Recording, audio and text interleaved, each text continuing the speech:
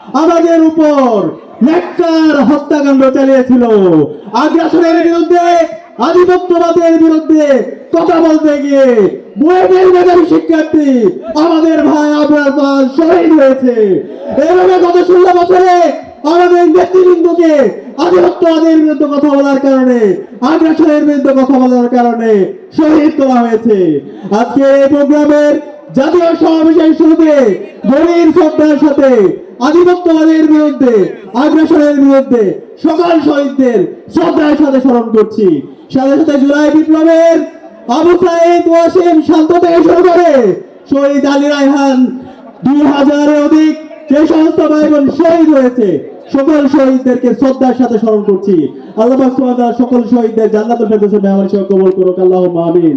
আমিন। প্রিয় উপস্থিতি, আপনাদেরকে অনুরোধ করবো, আজকে এই জাতীয় সমাবেশ থেকে আমাদেরকে বাংলাদেশ প্রশ্নে ঐক্যবদ্ধ হতে হবে।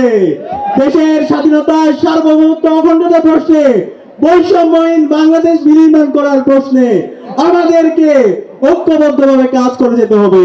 সেই লক্ষ্যে আজকে বাংলাদেশ জামাত ইসলামী যে 7 দফা আমাদের সামনে নিয়ে এসেছে, সেই 7 দফা বাস্তবায়ন না হওয়ার আগ পর্যন্ত আমাদের কি আরেকটি বিপ্লবের ডাক দিতে হবে। আমরা কি বলতে আছি আগামীর বিপ্লব হবে ইসলামের বিপ্লব ইনশাআল্লাহ। আগামীর বাংলাদেশ হবে ইনসাফের বাংলাদেশ।